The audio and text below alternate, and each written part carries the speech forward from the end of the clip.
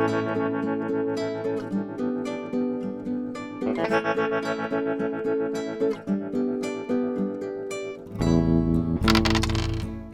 is Bixbite, or red beryl. This is one of the rarest, if not the rarest, gemstone in the world, and I picked up these 3 pieces at the Tucson shows earlier this year. And I made a video of the Tucson shows and the rough that I picked up this year, and provided information on a lot of the shows which I attended in Tucson this year. If you're interested, here's the link. I did a good job in Tucson this year in that I was very selective in what I bought instead of coming home with tons of rough. Now, every year when I go to Tucson, I always have a short list of the hard-to-find rough, which I've always been seeking, which I always want to cut, always looking for. And as I meet with my rough dealers or the rough dealers in Tucson, I ask them if they have any of the rough on my list. And my list includes Bixbite or red beryl. And every year, about 99% of the rough dealers tell me no, they don't have any Bixbite, and they haven't seen any for a while. About 1% will tell me that they can find Bixbite, they can get it for me, and they promise me that they'll bring it some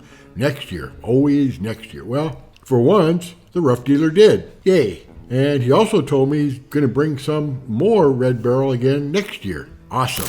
Red beryl was discovered in the Wawa Mountains of Utah in 1904 by Maynard Bixby, and it was originally named Bixbite after him. But later, the name red beryl became more common, and they say it was because of the confusion with the mineral bixite, which was also discovered by Maynard Bixby, but I suspect it had more to do with marketing, red beryl versus Bixbite.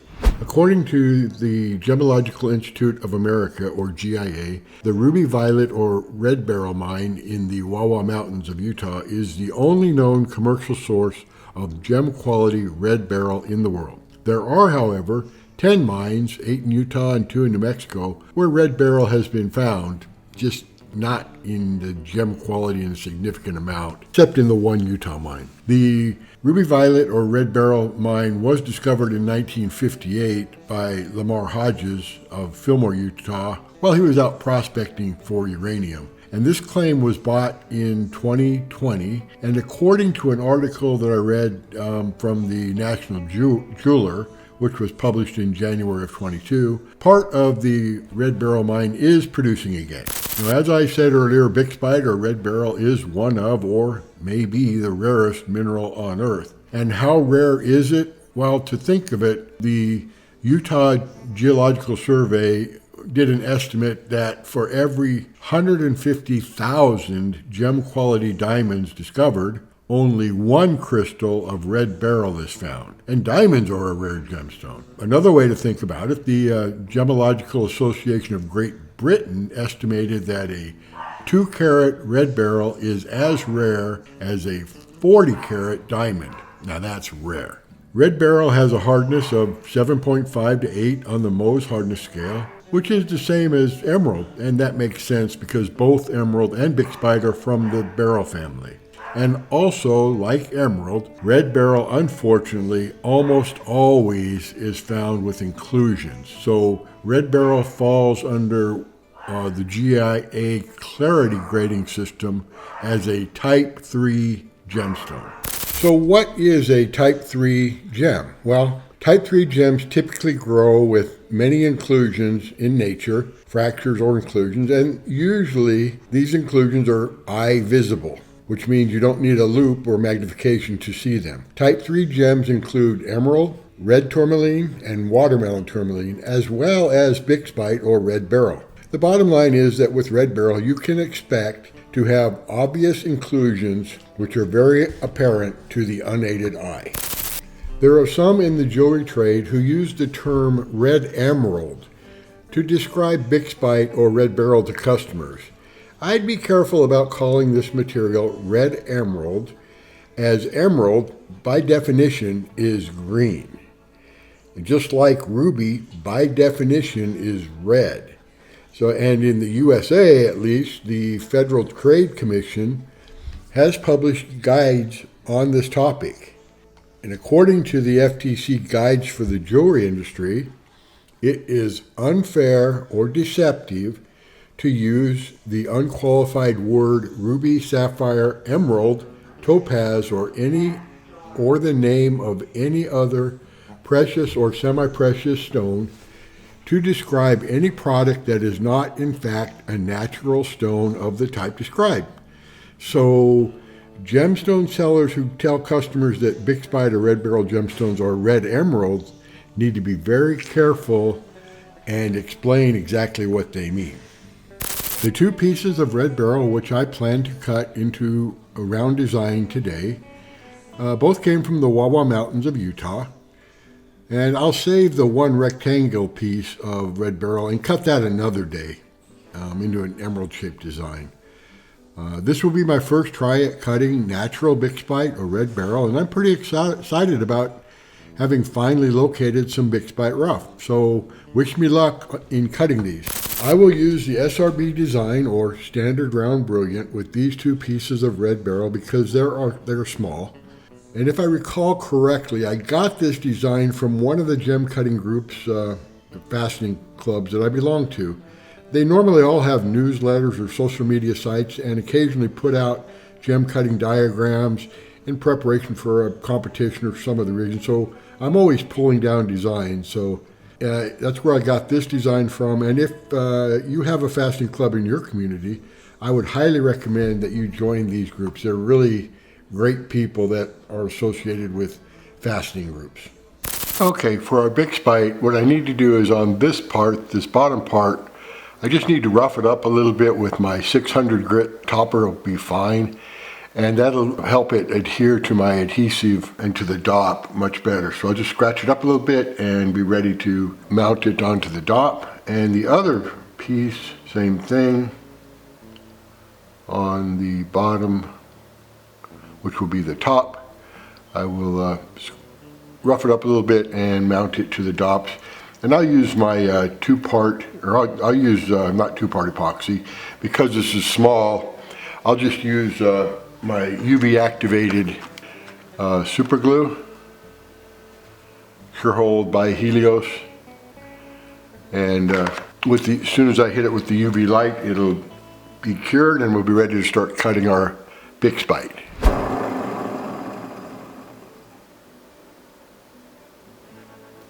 I've gone over our Bixbite with my 600 grit topper. That's all I needed to start with, and preformed it. So I did the first two facets. There's still one piece of the white in there. I don't know if I'll be able to get that out or not.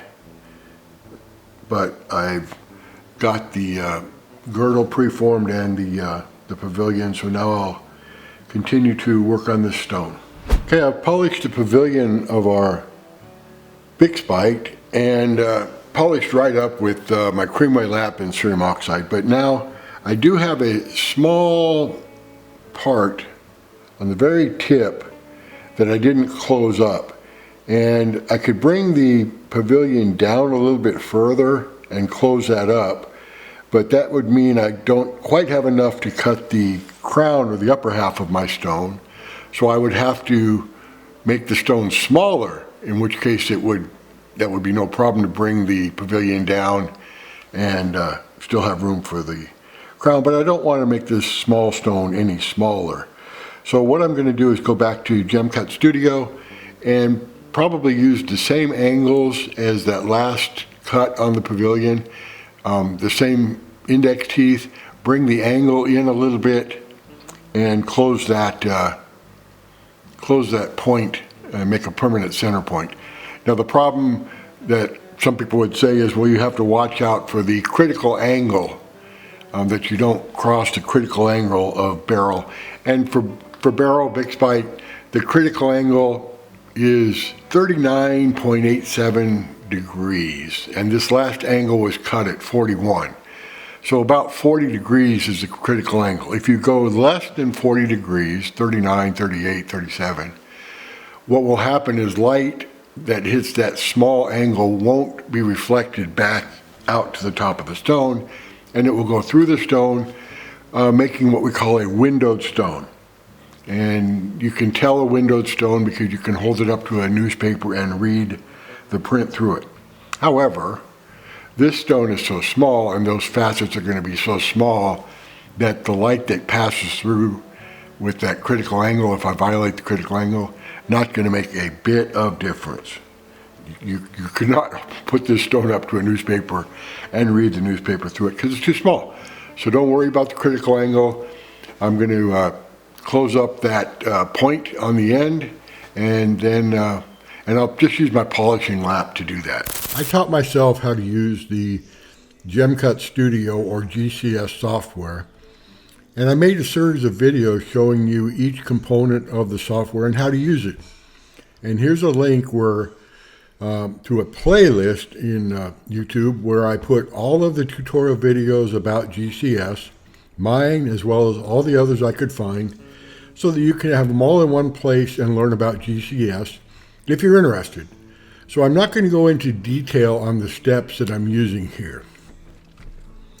But what I need to do is add one more tier or row of facets to the pavilion or bottom side of this design. And I set the angle of the cut for that row to be 35 degrees, but you could make it any angle you want and experiment in GCS to get the effect you want. Notice the render screen in the bottom right as I virtually cut this gemstone. I have windowing set up to show in red, and you will see the red dot grow at the bottom of the stone, and this is windowing. But again, this stone is small enough that I don't believe in reality this is going to be an issue.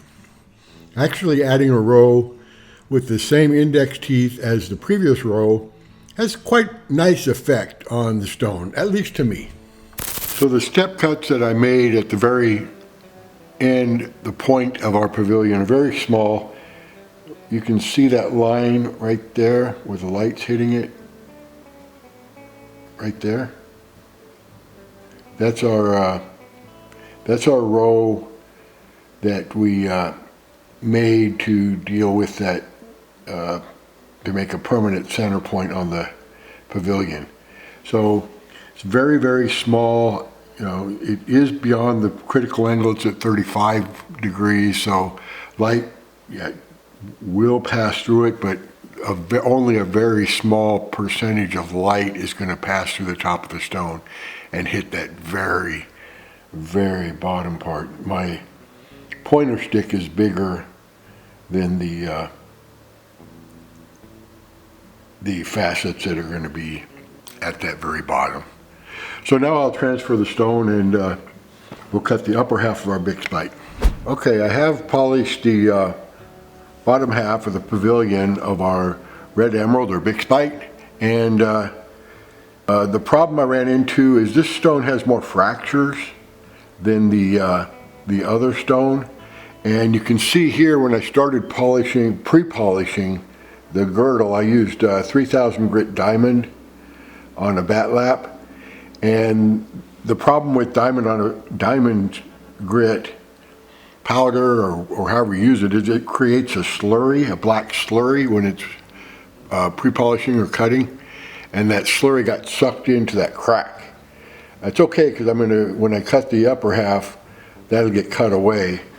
But so I switched to one of the Delights toppers, and those don't create a slurry, so they worked great. And then to polish, I used one of my Spectrum Ultralap. This is the cerium oxide, the finer one. There's normally two types that are sold.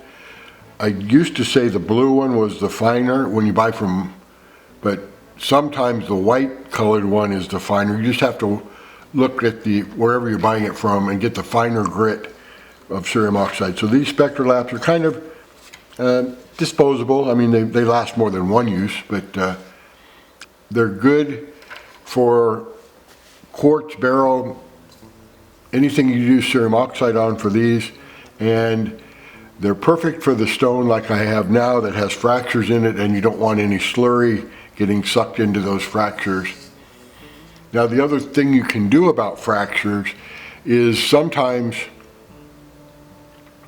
some cutters have told me they put wax, hot wax, and melt it into the fractures, and then they polish with the slurry, and there's no problem. But the problem with that is if you take a stone, and this is Bixbite, very rare, I may very well send it off to be certified at one of the labs. And the problem would be if you used some wax, the lab is going to note that, and they're going to say the stone has been enhanced. That's the risk you have. So the wax may work, I'm just pointing out the risks. Okay, for the upper half of our first stone, or the crown, I initially went over it with just a 600 grit topper, 600 diamond grit topper, because it's Bixbite and beryl cuts very easily. So I just didn't need anything rougher than a 600, and because it's a smaller stone. So then I went to, I didn't want to use my Bat Laps and Diamond slurry because there are some fractures in the stone, and I don't want the slurry sucked into the fractures. So I'm using my 3000 diamond grit Delights from Lightning Laps. They don't create a slurry, so no issues there. So you can see the difference between the 3000 right here on this side and the 600 on this side. And again, I've just gone over only the first facet. I used my Delight 3000 grit to go over all the facets on the crown, but with the 600 grit topper there was no need. So I'll continue to cut on this Bixbite. I finished polishing the upper half of one of our Bixbites, and I used the Mylar Spectrum Ultra Laps with cerium oxide, polished it right up. The facets are small, and when I used my Ultra Laps, I use a very light touch. It is possible that if you push with a heavy hand, you could get rounding of the facets, but with a light touch, it's not a problem. So now I'll set the stone up and just touch up the table, a little bit of pre-polishing on the table, and then we'll polish the table. There's not very much rough to move. Okay, I finished polishing the table on our Bixbite, so now I'll soak it in the acetone. I finished polishing the table of our second and final Bixbite gemstone, so now I'll soak this stone in acetone to remove the super glue, and then we'll weigh it, measure it, and send it off to BOPIE. Today I cut what is one of the rarest gemstones on earth, red beryl or Bixbite. And I cut it for the first time. I've always wanted to cut natural Bixbite, and I'm really happy that I finally got an opportunity. Plus, I have one piece left over to cut in the future.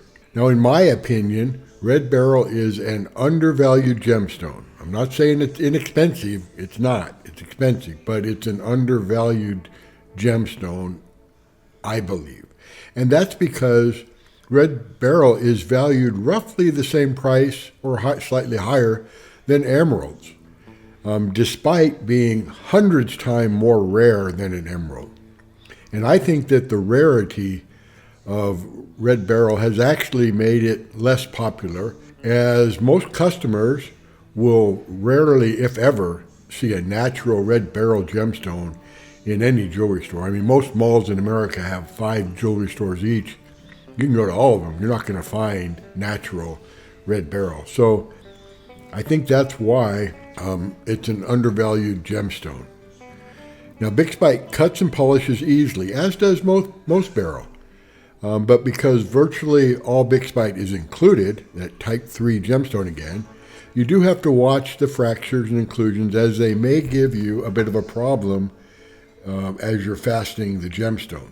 The design I used was a standard round brilliant design, the SRB, which is suitable for any level of cutter and could very well be the first design a brand new gem cutter takes on, as it's a straightforward design. So please let me know in the comments what you think of my two gemstones and of the SRB design. And as always, happy faceting, everyone.